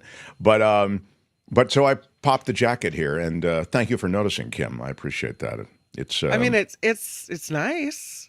No, you don't like it? You were attached to the other. Kim, how are you? I mean, I like it. It's clean cut. You know, it's more of a professional look, and it's nice. But I kind of miss that hard, edgier Mark Thompson. Yes, with me the, too. I thank you for noticing. Yeah, I am. Yeah, but I don't know. Well, I'll take a meeting on it as you know. But I like that you noticed. You're the only person who's mentioned it. No one's mentioned it in the chat. So good for you for noticing, Kim. Yeah. I'm Kim McAllister. This is the Mark Thompson I think I'm Show. the most honest human being, perhaps, that God ever created. Don't forget our meetup, 2 glorious hours. It is a week from tomorrow, August 29th, 6:30 p.m. to 8:30 p.m. 2 hours of just hanging out virtually from wherever you are. You don't have to be on camera. You can just kind of join us and hang out, ask questions, don't ask questions, whatever you want. A cavalcade of stars is what I would say. I've always wanted to say cavalcade of stars because those old shows from the 70s and the early 80s, they had a cavalcade of stars. Pat Thurston, Nikki Maduro, John Rothman, Spencer Christian, Josh Mankiewicz, Courtney. They'll all be there. And like Hollywood Squares. Like you're just it's very Hollywood Squares. That's exactly what I was going for. So again, to sign up, it's easy. Go to our PayPal. There are PayPal links under all of our videos. And go to PayPal, make a $50 donation to the show. And when you do, please mention in the note, meetup or whatever, something like that. See you at the meetup. Say whatever you want. As long as meetup's in there, we'll know. And then drop us an email and let us know you've done it. RSVP to mtsmeetup@gmail.com. So 50 on PayPal and then mtsmeetup@gmail.com. And we'll see you on the 29th, 6:30 p.m. Pacific time. The Mark Thompson Show. Feel it in your soul. The Mark Thompson Show.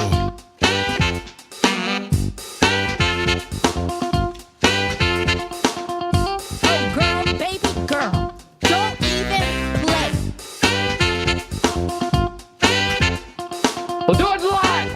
I'll write it and we'll do it live. I did everything right and they indicted me. I misspoke. I stand corrected. My words upset so many people. My bad. I'm sorry.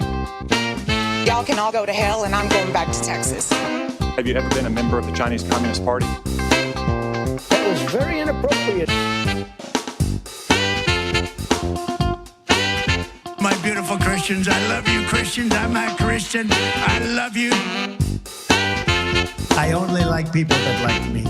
Put that coffee down. There's never been anything like this. Right on, everybody. Right on. I was just talking. Let me just say hey to this guy who's really a cool guy. Tommy Godlove with a great bit of support. How about a 10 spot for the show? Shout out. Thank you, Tommy. Tommy is the guy behind, and thank you so much for supporting the show. Thank you so much. He's the guy behind a move. Imagine this. A great comedian named Brody Stevens took his own life. Young guy, brilliant future, so funny. Probably one of the top warm-up guys in Los Angeles.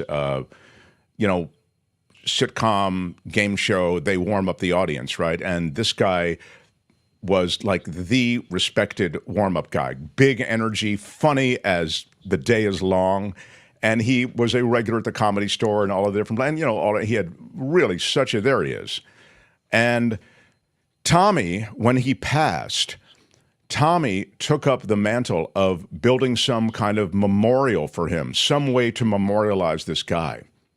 And he not only picked up the mantle of responsibility for that, but he was able to actually get a day dedicated to Brody Stevens. Brody Stevens was and as part of his act, a big one for the 818. And 818 is an area code in Los Angeles, which is the Valley, and he's from Reseda. And so he was able to, Tommy was, to get Brody Stevens recognized in this special way. So there's a day dedicated every year to Brody, and there's a park where Brody actually is memorialized in other ways, and there's even a billboard there, like a mural on the side of a wall, which is, again, memorializing Brody Stevens. It's all because of this guy who just contributed to our show, Tommy. So cool. When you talk about the power of one person, you think, well, there's just a limit to what you can do. And of course, that's true. But it takes one person to get a second person, to get a third person, and that's what Tommy did. He built a coalition. And there's even an organization called Comedy Cares. I think pardon me if I'm blowing the name, but I believe they're concerned with mental health and funding mental health outreach to many of the people in show business who are in the comic community, like Brody Stevens, to try to prevent the sort of thing, the spiral of depression from taking over many of these great, talented, gifted individuals. So I see Tommy joining our show, and it just warms my heart, because Tommy is a guy who built that coalition, built that magic to actually memorialize this guy who he was just a fan of. He was just a fan of Brody Stevens, and he was able to do it. So congratulations on that, and on all the work you do. And thank you for supporting our show. Really special. Yeah. Was there anything else did Mark do the voiceover for the Law and Order clip for the DNC? No, I did not, Tom. I did not even audition for that. So I am, Comedy Gives Back, it's called. Thank you. Thank you. That's what it's called. Yeah, Comedy Gives Back. Is there anything else I need to do, Albert? I'm getting, just want to make sure I don't neglect anything here. We still have some, we can quickly get over these super Old chats. Elmo. How about Elmo? Shout out to Old Elmo for 10 spots. Big shout out. Thank you, Old Elmo. Love Old Elmo. Thank you Much so better much. than Thank young you so Elmo. much. Yeah. Setting fire to the USA flag, says Mars. Used to be inconceivable. He's saying this with a $5 super chat, which we appreciate. Big shout out. Yet pro-Hamas protesters get to burn flags and graffiti American monuments. Go protest in Israel, he says. I mean, Wow. this reflects a portion of those who look at these protests and see a kind of indulgence that is paid to these protesters that isn't paid to others who would protest and burn the American flag or graffiti government office buildings or government buildings generally, or leave aside government, academic buildings, etc. There is a quality of double standard, maybe one would say, that does indulge these protests in ways that many feel is not fair. Now, let me be fair to the other side. There are those who would say, yeah, but American policy is a bit of a double standard because you claim to be for various humanitarian efforts worldwide and to protect humanitarian efforts and care about humanitarian atrocities, and yet you look the other way at what's happening in Gaza, or you provide only tepid pushback to what's happening in Gaza. So that might be, Mars, what those in that camp would say to you. I get your point, though, and understand where you're coming from. What else, Albert? Anything? Luis. Oh, Luis, can I say about the burning of the flags, though? Yeah. That's been going on. I mean, we saw that during Vietnam protests. Sure. And I understand that it's offensive because it's a symbol of America, but I've had this conversation with my husband, who was a U.S. Marine before, and his thinking is that he served so that people would have the opportunity to be able to express themselves in this manner. That's what makes us America. You try to burn the flag of some other country, you are in prison or worse. And so this is America, and you might think it's offensive, but this is what makes us who we are. Well, and that's certainly a super fair position when it comes to protest across the board. You know how I feel about it. It's less about the flag and symbolism like that. But I do believe when you are occupying roadways, when you're occupying administration buildings, when you're blocking classrooms, you've gone too far. I think arrest, arrest, arrest. Absolutely not. It's not cool. And by the way, arresting is something that used to be a point of pride among civil rights protesters, for example. Yeah, we're going to go block this and we're going to get arrested. That's part of what we do. It's civil disobedience. I think that's gotten a little bit squishy as far as I'm concerned. Luis says this with a $10 super chat. Big shout out. Regrettably, I will be at the 21 Pilots show at the new Intuit Dome and can't attend the end of summer meetup next week. Oh, no. Oh, my God. What? But I'd like to support the show by sponsoring Teacher Lori. Is this allowed? Wow, that's a nice thing. Who is having that conversation? Well, he's having it. Luis is having it, and of course you can. Heart. That really is so very nice of you, and of course it's welcome. Yes. So please just indicate when you go to PayPal, this is for Teacher Lori, and then she can RSVP at the Gmail, and we're on. There's never been anything like this. Yeah, there really hasn't. I think, didn't we have one person sponsor another person once before? I think we did. I think we offered a sponsorship. Oh, we did. Okay. Personally, so Luis, you are a trailblazer, sir. You are the first. Anything else, Albert, that I need to attend to? This community is touching and lovely. Yeah, it really is true. That's it. That's it. Okay. We're all and we do have some other comments, but I'd like to get to our segments if we can. Yes, this is why it's good to have Albert back. Albert, thank you. He wants to get to our segments. I don't know what segments he's talking to, but talking about. You're talking about law and disorder, right? We have law and disorder. That is correct. All right. My friends, we like to occasionally visit what's going on in the courts and on the streets. This is law and disorder. In the criminal justice system, the people, pimps, addicts, thieves, bums, winos, girls who can't keep an address, and men who don't care, are represented by two separate yet equally important groups. A cop, a flatfoot, a bull, a dick, John Law. You're the fuzz, the heat, you're poison, you're trouble, you're bad news. These are their stories. The scene is Los Angeles. Scene is Los Angeles. What do you want? Albert, when you do this, cut that part out where I sound like I can't speak. Blooper reel. The scene is Los Angeles. All right. Albert, I don't want to run the open again, but I do want you to mark this spot so you take all that stuff out, so the people who aren't familiar with the show will think that will not think that I'm a blithering fool. It'll look perfect in post. Thank you very, very much. All right. Now, I think it's the jacket. It's just thrown off your mojo. Yes. Well, you have a whole feel about mojo and luck that I'm only beginning to understand. The scene is Los Angeles Superior Court. And I hope I can get through this without getting emotional. Jennifer Lopez and husband Ben Affleck are officially parting ways. What? Yes. I'm not gonna cry. Who filed for divorce? Lopez or Affleck? What do you think? Albert, do you have a guess? You already know. I ask you in the chat, who filed for divorce? Lopez or Affleck? One filed for divorce. One called it quits officially in Superior Court. The answer, indeed, I will give it to Jason, is Lopez. That's right. It wasn't a very long marriage. How long had they been married?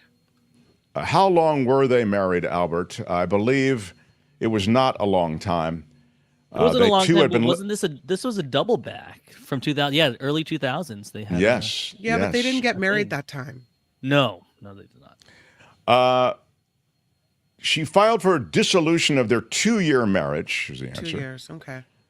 It coincides with the anniversary of their wedding, which was, as you know, a big affair that they had after they first eloped in Las Vegas a month prior to the wedding. So they eloped and then they had this sort of unofficial wedding, but it was a big deal.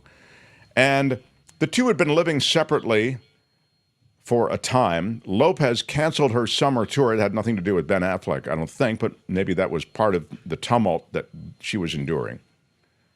And they put their Beverly Hills home on the market. I believe it's $60 million, something like that. It's a lot of money.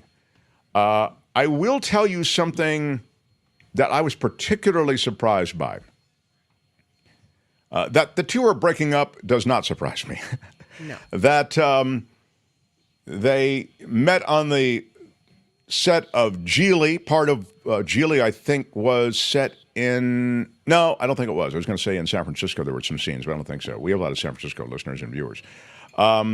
They played criminals on a job together in Geely, and they struck up a real-life friendship, and eventually it turned into a relationship. They both married others, and then they had families, and then they reconciled, and as you know, they got married, and now they're getting divorced. Now, here's the thing that surprises me. What surprises me is there was not, in my understanding, a prenup, which means that everything that they earned together in this 2-year period, they will chop in half. So They probably won't. I mean, don't you think they'll probably just split whatever they bought together, whatever house, and then, I mean, they both have so much money, they don't need to dig into each other's cash. they've got so much money they can afford good lawyers. I've seen a lot of people with a lot of money go after each other for every last dime. They got engaged after he popped the question with a 6.1 carat pink diamond ring from Harry Winston Jewelers. She'll probably get a chance to keep that, I would think, right, Kim? Yeah. I mean, here's the question. Do you want to keep it? It's sentimental and it's about that particular relationship, so maybe you don't want it anymore, but that's a pretty big diamond. Yeah, I mean, she can repurpose it, to be polite. Either sell it, or you could also just put it into some kind of other jewelry, you know. She looked so happy there when she first got it, right? Aww. Yeah. They postponed their original nuptials, as you may remember, because of excessive media attention surrounding their wedding, and then they get married. Then they took a break, and then things kind of dissolved. Now, he was married to Jennifer Garner, right? Has children with Jennifer Garner. He has 3 and kids she with was her. married to Mark, what was his last name, Albert? Anthony. She's Anthony. been married a bunch of times. Oh, has she? Well, she's no stranger to the divorce. She's a romantic until the romance is gone. Anyway, so it's all over. Sayonara, sucker! Oh, yeah, well, it's... and Kim thinks it'll all be civil. Nobody wants the money. I'd suggest that I'll see you in court and we'll divide up our assets. A father-daughter duo is arrested in Southern California. It's a huge retail bust. They're arrested after authorities shut down a theft ring. When they shut it down, they found $400,000 worth of stolen merchandise. This is one of those theft rings that we've heard so much about. You know, the smash and grabs, and it's really a syndicate, you know. Well, the CHP's Organized Retail Theft Task Force served a search warrant at an LA home, and they found stolen items there, stored, later sold at open-air markets. And the leader of the fence operation, 41 years old, Jose Cuadra. And they discovered, again, nearly $400,000 worth of stuff, including designer purses, shoes, and perfume.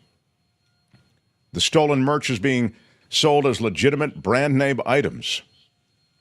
There it is, some of the stuff that was boosted in their scheme. The suspects, identified as Johnny Cortez, who's 46, his daughter, Paula, who's 28, and then, as I say, the ringleader, Jose Cuadra. Wow. What a huge operation, busted. Congratulations to that crime unit. Look at all that stuff. Yeah. And it went regularly to those, would you call it a thrift show or whatever? In Torrance, there is one. In Torrance, California, Southern California. Like a flea market? Yeah, like a flea market. Thank you. Okay. Exactly. The doctor charged in the death of Matthew Perry has reopened his medical practice in Calabasas, California. What? Yeah. Attorneys say that, the doctor's attorneys say that while the clinic was reopened, he did not go in to treat patients.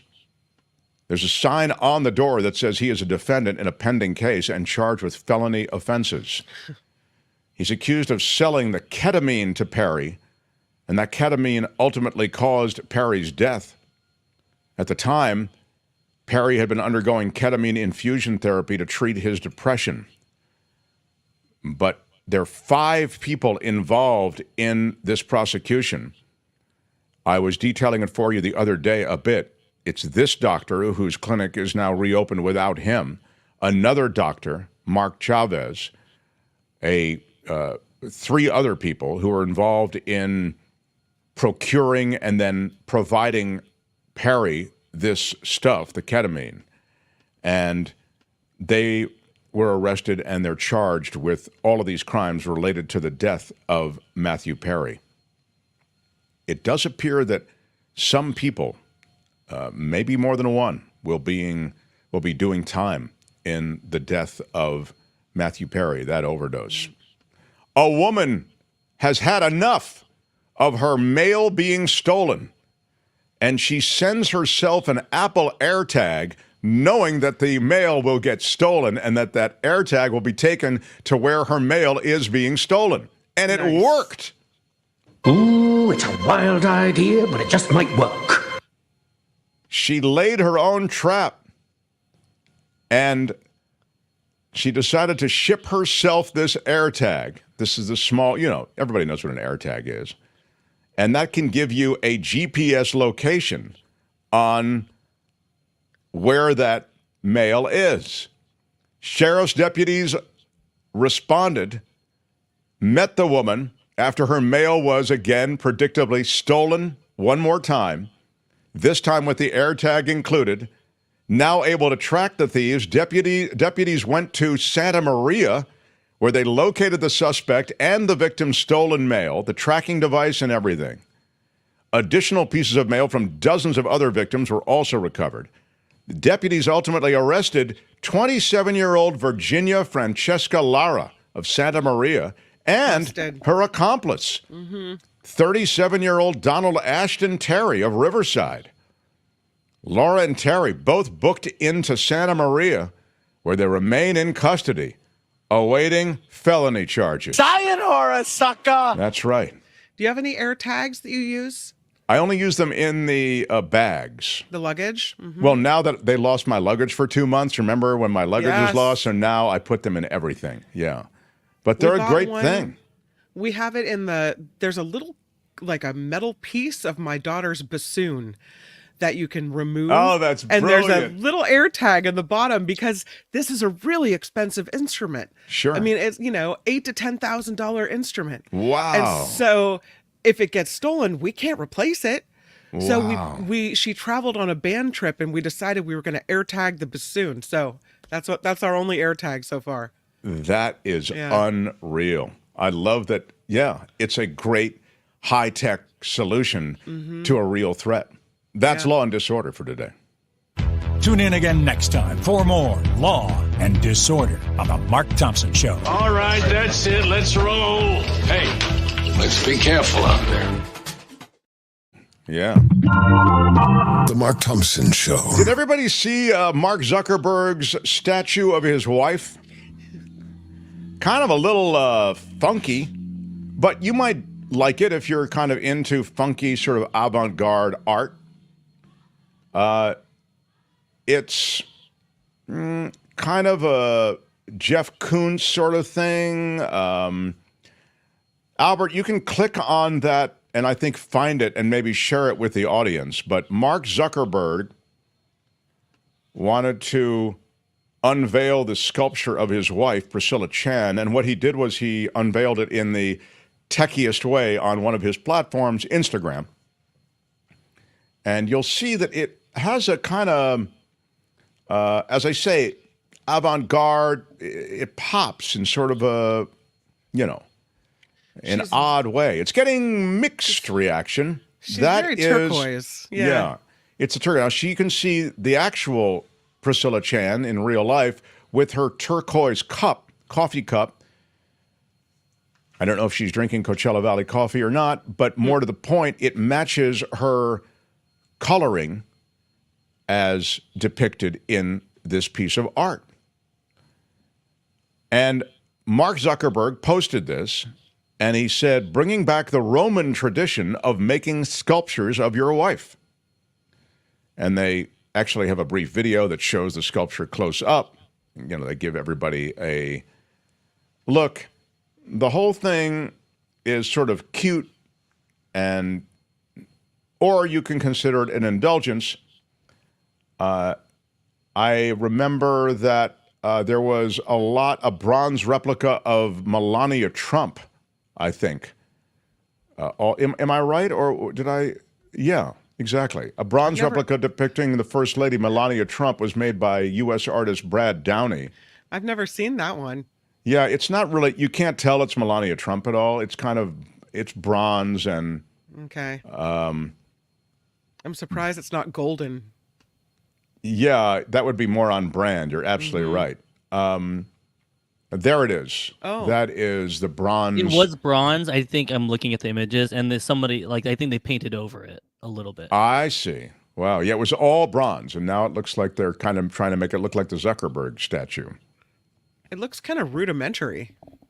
Yeah, rudimentary is a ding word. Interesting. You mean it's too basic? You don't like how there's no subtlety to it?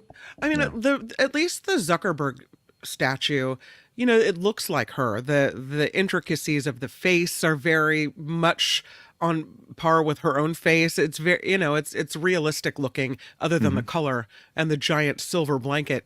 This one, I don't know. It kind of looks like a giant Lego toy or something, the way it's posed. I don't know. I see what you're saying. Yeah, I see what you're saying. Interesting. Anyway, that's what's going on. There is somebody posing with... so that's how big it is, though. You can see it's life size, like 6 feet. So congratulations to Zuck and to those who are appreciating Zuck's statue to his wife. Now, I have a question. The Mark Thompson Show. Albert, I do have a question for you, and it's very much something that you will have an opinion on. It is Wednesday as we're doing this show, and it is a time that we normally do It's the Planet Stupid with Belinda. She is not here. I still have a story, and it's a kind of positive story, and I feel like that's consistent with who she is. Can I shoehorn it in here at the end of the show? Yeah, I think it's the one story. I see it here in the rundown. It's a really There's a reason that this place is fun. Albert will make room for fun, which is what I like. Albert, thank you. So let's now do it. This is It's the Planet Stupid. The planet Earth. Some call me nature. I am very passionate about the planet Earth. A living, breathing planet capable of sustaining whatever life forms we see fit to deposit on it. Spock, judging by the pollution content of the atmosphere, I believe we have arrived. It's the planet stupid. No. It's the planet stupid. More than 300 million pairs of shoes end up in U.S. landfills each year. And apparently all our worn-out sneakers could have more value as they are recycled and given a second life.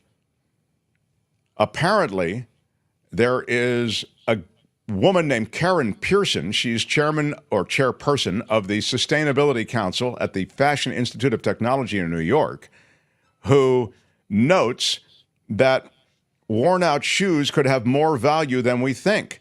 These are things that could have a second life, she says. We all need to have shoes.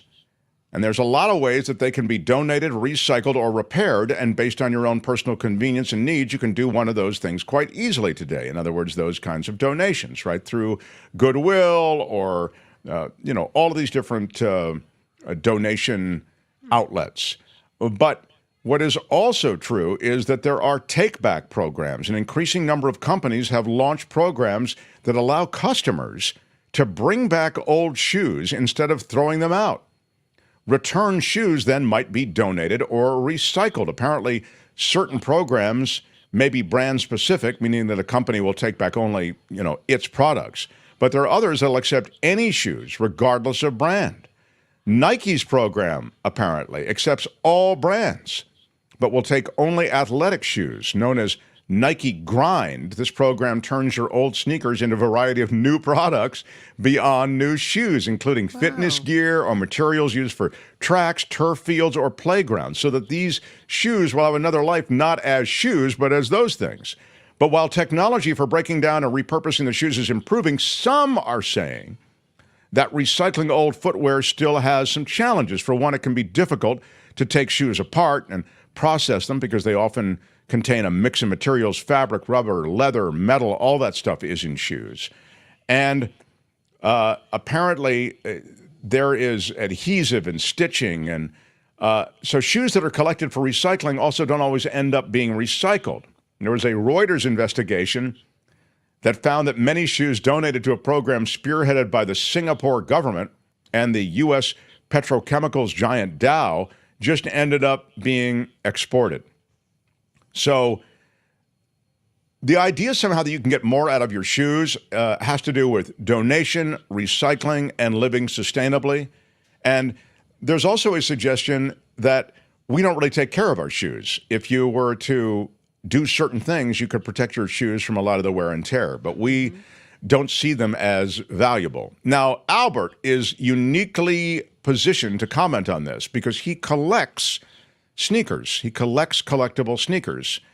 He buys them. He, I believe, auctions them, trades them, locates, those that are maybe ripe for trade. And so on some level, that's kind of high-end sneakers, right? Collectible sneakers. Yeah, some sneakers that you don't really wear too often. I try to wear my sneakers unlike before, but it is a problem because, like me, there's a whole bunch of others who have worse of an issue than me with shoes, and they use them, and there's nowhere for these shoes to go. So if there's somewhere shoes can go, especially I don't know, maybe it's because I'm Filipino and we have that whole Imelda Marcos thing. We just have a lot of shoes. I don't know. A lot of shoes and not a lot of places to get rid of them, They're suggesting that if you consider the brands that you buy, that how the shoes are made before buying the shoes, you can help with sustainability. You can ask, does the company have a reputation for making durable products generally? What types of materials are they using? So prolonging the lifespan of your shoes and then finding companies that will take the shoes back and kind of increase the sustainability. The idea is in that way you avoid the garbage and maybe you get more toward recycling of this that we kind of view as headed to the landfill. And that, I know Adidas does have a program that use recycled materials, but I don't know. That could just be a whole. Companies love to just say they're doing one thing and just everyone just goes with it. Yeah, it's called greenwashing, and a lot of it happens. You're absolutely right. But if you can find a program that actually exists, right, then the more of us that do it, the more impact we can possibly make. So it's the Planet Stupid for today. More. It's the Planet Stupid. No. It's the Planet Stupid. Next time, only on The Mark Thompson Show. Right on, everybody. The Mark Thompson Show. Albert, do I have to do anything else, is my question to you. I think that's it. We made it. What? Woohoo! Well, it's with the greatest sadness that I end this offering. Bittersweet, because I know the sweet part is that we'll be back tomorrow with an even bigger show, probably. Yep. Although we had a pretty big show today, but David Katz is here tomorrow. Yeah. I want to talk to David Katz tomorrow about a little bit of what we touched on with Mo Kelly, which is the legal effort to muddy up election results. So as they see Kamala Harris and Tim Walz and the Democrats gaining momentum, the desperation is turning toward these other ways to grab the election legally, throw it to the Supreme Court, have it end up in the House of Representatives. We touched on that in hour one. I think most of us are familiar with that process. But in any case, I want to ask David about that, the former federal prosecutor, tomorrow. So I'm Shadow Stevens for the Mark Thompson Show.